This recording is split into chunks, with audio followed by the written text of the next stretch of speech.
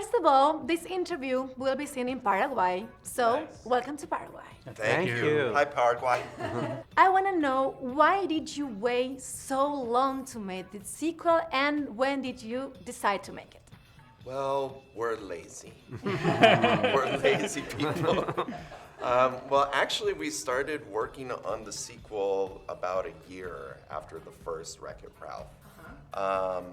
And Phil wrote a screenplay, a first draft of Wi-Fi Ralph. And then we jumped on to the movie Zootopia for about a year and a half that we worked on that. So we took a break from Wi-Fi Ralph and then came back to it and jumped back into that screenplay, made a few changes based on really what we learned about Zootopia was that the audience loved how deep the story was, the subject matter. It was a fun story. I mean, it was a fun movie, but at its heart, it was talking about something very important. It was talking about racism. So we said, we really want to dive deeper, into this story and really make it about something. So we worked about 3.5 years on this one. And the reason it took so long was because we had Zootopia in the middle. So, the world of video game is complex, but the internet is endless, and everything is on the internet. Yeah. Double. Yes. So, how did you choose what things to include in the movie? The fact that the movie is about Ralph and Vanellope's friendship kind of informed everything, really, like where they go, what websites they go to, the fact that Vanellope falls in love with this racing game, Slaughter Race. All of those decisions really were bounced off of, does this help or hurt Ralph and Vanellope's friendship? And once we kind of settled on that, then it became easier to pick where in the internet we were going to go.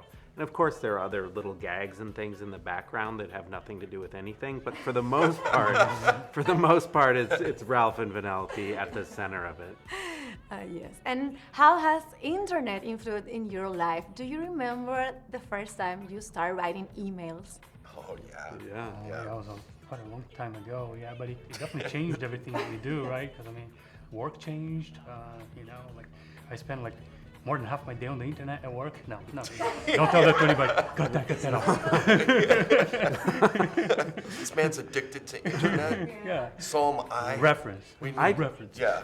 We need help. But I do remember my first email. I remember literally the first email that was ever sent to me. It was 1994. I was in college, and a friend of mine from another college sent me an email it was like a university to university system, and he was asking me about a band, the Bare Naked Ladies, this Canadian band, weirdly. Do you have a great memory?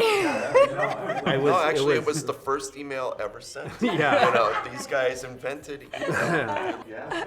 It seems like a lifetime ago, but when you think how far we've come from 1994 to now, it's 25 million lifetimes how vast the internet has become in that short span. Yes, and in Wi-Fi Ralph we see many familiar faces, from YouTubers to Star Wars characters. Yeah.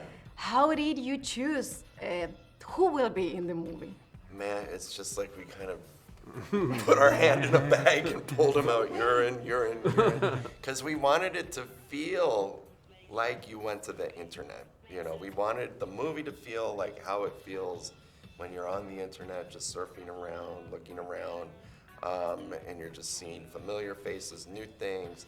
And there was no real, kind of scale of who to choose. It's like, who can we get? And who, what would be funny in this moment right now? A lot like kind of how Phil said, in choosing the places we go, it all reflects the story, of Ralph and Vanellope's. There is a Paraguayan guy working with you, Joaquin Baldwin. Yeah. So how was working with him? And you know what? That name, it sounds like the least Paraguayan name, Joaquin Baldwin. It's like, do you have a lot of Baldwins in Paraguay? Not really. We have a lot of Gonzalez, but not Baldwin. He doesn't seem like a Baldwin, but Maybe he's one of the Baldwin brothers. I Yeah, don't know. Maybe yeah. he and Alec. Alec. He is an amazing cinematographer. Well, he's good at lots of things. You know, it's like cinematography is just one of the talents that he has, and I always see him as someone, he takes his job very, very seriously. You know, he's always looking for the right shot.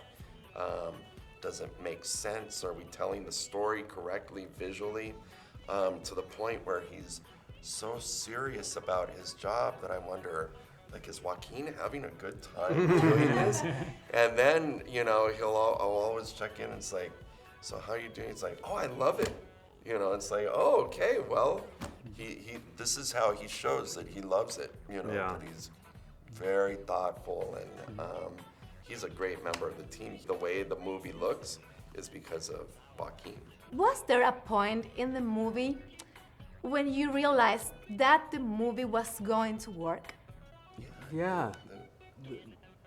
I mean, what do you think? We have our own. Yeah. I haven't heard your answer to this. So the movie is going to work. Was there a point where it felt like, okay, it's a movie now? Oh. Okay, it's not just a bunch of craziness. This is a movie. For me, it's Are always you still waiting for that? No, I'm there. For me, it's interesting. Like, for me, Zootopia and this movie has something very similar. The first screening and the last screening was the best. Like, the first time I saw this film, I was like, oh my God, this is so amazing. And these guys, they work on the story. They're trying to figure out, you know, the mechanics of it and everything like that. But for me, like, as a movie, I really enjoyed it, right? And then along the way, it took like several different steps. We screened the movie about 7 Yeah, times. 7 or 8 times. 7 or 8 times. We make the movie by remaking the movie. Yeah. You know? You dream about it. Oh, Have too many ideas Yeah. and become messy. Yeah. And yeah, if you ugly. think of it like a journey, you know, like you're taking a trip or something, you're starting here, and then you want to get here. We don't go like that. It goes like, you know, to try and find the best pieces, you know, to make this the best it can be. And it requires that you try some different things and you take some detours, and, you know, because if you just go from here to here, it's not going to make you cry. And it's good to cry. It's Yeah. good to cry. Yes. Good tears. Yes. Renato, Phil, Rich, thank you very much for your time. Thank you.